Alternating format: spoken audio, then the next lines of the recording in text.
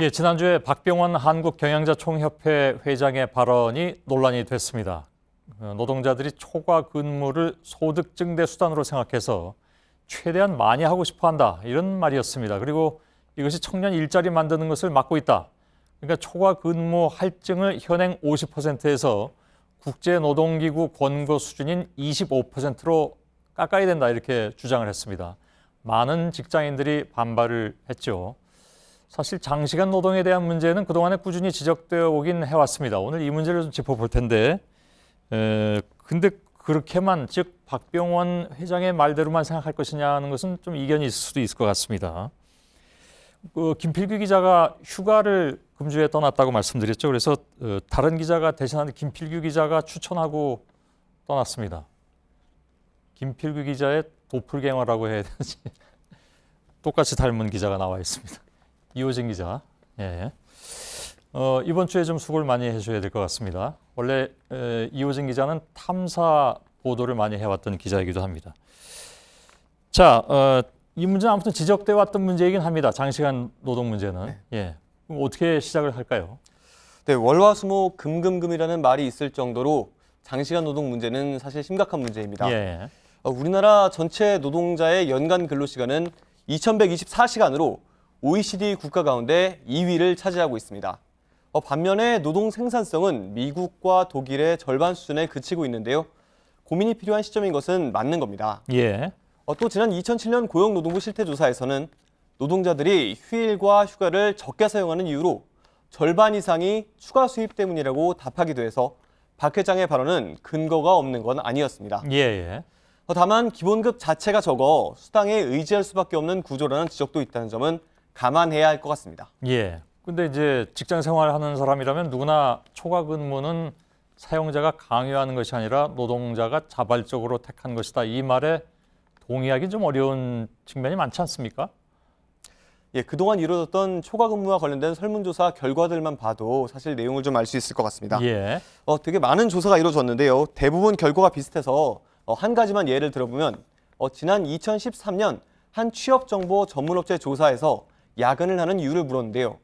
할당된 업무량이 과중해서가 가장 많았고요. 예. 그리고 회사 분위기가 당연해서 업무 특성상 야근이 필수라서가 뒤를 이었습니다. 특히 여전히 야근을 하는 직장인 4명 중에서 3명이 수당을 받지 못했다는 설문조사 결과도 있어서 박 회장의 말처럼 노동자들이 돈을 벌기 위해서 자발적으로 연장 근로를 한다고 단정하기는 어려울 것 같습니다. 예. 사실 이제 이런 의문도 듭니다. 업종에 따라서 차이가 있겠지만 노동자들이 초과 근무를 자발적으로 선택하는 것이 현실적으로 가능한 것인가? 그러니까 내가 좀 더 받으려고 나는 야근할래라고 이제 그렇게 자발적으로 하는 것이 말이죠. 이제 일하고 싶을 때 일하고 하기 싫을 때 안 할 수 있느냐, 이런 얘기잖아요. 네, 맞습니다. 아무래도 재계에서 이제 강조하는 분야는 제조업일 텐데요. 노동자들이 오늘 수당을 더 받고 싶다고 해서 밤에 공장을 돌리는 것이 과연 가능하냐는 것입니다. 예. 전문가의 이야기를 한번 들어보겠습니다. 예. 오히려 통상근로시간 이외에 근로에 대한 결정권은 누가 갖고 있는 건가요? 사용자들이 갖고 있는 거예요. 사용자들이 불필요한데 근로자들이 나 지금 OT 하고 싶습니다라고 해서 OT 시키는 그런 기업이 어디 있습니까, 세상에. 대부분 통상 근로를 넘어서는 그런 근로는 사용자들이 필요에 의해서 하고 그다음 근로자가 그게 동의를 하는 그런 형태로 이루어진단 말입니다. 그죠? 예. 작업이 기본적으로 회사의 공정 계획에 따라서 이루어지기 때문에 노동자가 원하는 대로 일할 수는 없다는 설명이었습니다. 예. 자, 이 초과 근무로 인한 비용 상승이 그렇다면 노동자 때문이라고 단정하기는 어렵다, 이런 얘기네요. 예, 2010년 고용노동부 보고서에 따르면요, 한국에서 장시간 근로가 이루어지는 원인으로 탄력적인 인력 운용이 어렵고 또 신규 채용을 할 때 교육비와 같은 비용이 발생하기 때문에 기존의 인력을 긴축적으로 운영해온 결과라고 분석했습니다. 예. 신규 채용에 부담을 느끼는 기업이 초과 근무를 이용해왔다는 겁니다. 예.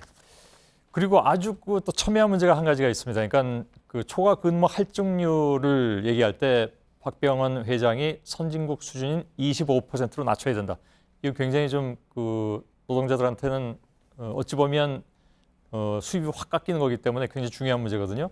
우리 노동자들이 정말 그 문제로 유독 많은 돈을 받아왔던 것인가, 이걸 팩트체크할 필요가 있겠죠?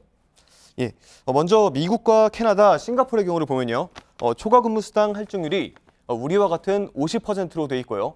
프랑스와 일본, 독일은 박 회장이 선진국 수준이라고 평가한 25%로 돼 있습니다. 예. 다만 여기서 좀 미묘하게 차이가 나는 건요. 국제노동기구 ILO는 25%를 권장했다기보다 최소 수치로 적어도 25%보다는 많아야 한다고 했다는 점이 달랐습니다. 예.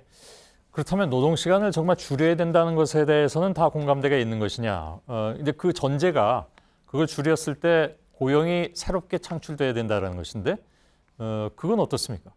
사실 그 부분에 있어서는 논란이 좀 있습니다. 예. OECD 고용노동사회국 조사에 따르면 프랑스와 독일 모두 근로자들이 근로시간 단축이 고용 창출로 이어지지 못했고 예. 또 캐나다, 퀘벡주도 근로시간 단축 조치가 고용 증가에 기여하지는 못했습니다. 네덜란드의 경우에는 전체 고용률이 높아지기는 했지만 단시간 근로가 적극적으로 활용됐기 때문에 실업률이 낮아졌다고 보기 좀 어려울 것 같습니다. 예. 지금 이곳에서 결론을 낼 수는 없겠지만 노사 양측이 머리를 맞대고서 사회적인 합의를 도출해내야지 지금과 같은 방식으로 노동자들에게 책임을 전가하는 일방적인 방식으로 이루어져서는 안 된다는 것이 전문가들의 이야기였습니다. 예, 알겠습니다. 김필규 기자를 대신하고 있는 이호진 기자였습니다. 수고했습니다.